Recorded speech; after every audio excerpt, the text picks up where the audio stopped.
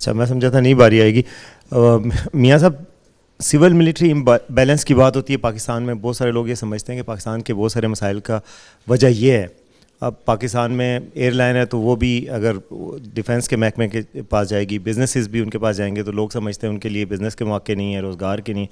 तो ये जो सूबों का मामला है जिसमें 33 या 36 सूबे बनेंगे, तो इससे सिविल मिलिट्री इम्बैलेंस कैसे होगा? इससे तो सियासी जमातें कमज़ोर हो जाएंगी और जो छोटे यूनिट्स हैं उन पे कंट्रोल करना आसान हो जाएगा। तो कुछ लोगों का ये शुबा है कि जो ये तहरीक है सूबों की, ये असल में पाकिस्तान में जो सिविल मिलिट्री इक्वेशन है उसमें मिलिट्री वाली साइड को ज़्यादा बड़ा करने की कोशिश है।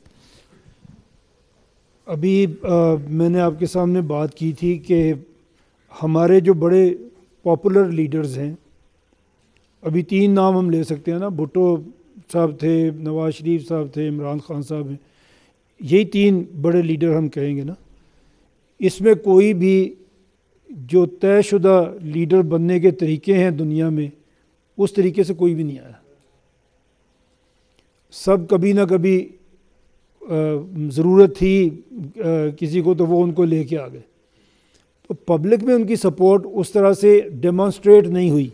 मैं नहीं कहता कि थी नहीं, बट भुट्टो साहब को फांसी लगी तब भी पब्लिक सपोर्ट डेमोन्स्ट्रेट नहीं हुई। नवाज शरीफ साहब 2/3 मेजॉरिटी के साथ निकाले गए तब भी नहीं हुई। इमरान खान साहब जेल में हैं तब भी नहीं हो रही। तो क्या वजह है इसकी?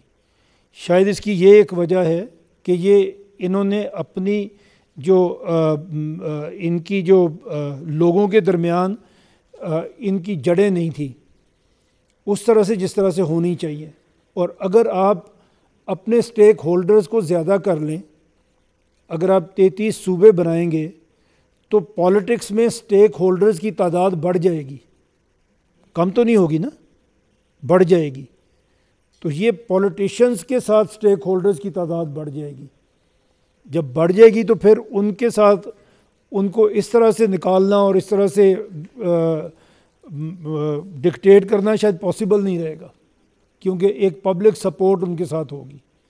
तो ये तो अगर ये बैठ के हमारे पॉलिटिकल लीडर्स सोचें तो लॉन्ग टर्म तो ये इनके लिए बड़ा, इनके लिए, या जब बढ़ जाएगी तो फिर उनके साथ उनको इस तरह से निकालना और इस तरह से डिक्टेट करना शायद पॉसिबल नहीं रहेगा, क्योंकि एक पब्लिक सपोर्ट उनके साथ होगी। तो ये तो अगर ये बैठ के हमारे पॉलिटिकल लीडर्स सोचें तो लॉन्ग टर्म तो ये इनके लिए बड़ा, इनके लिए या फ्यूचर के जो भी पॉलिटिशियंस आएंगे उनके लिए बहुत बड़ा फ़ायदा है।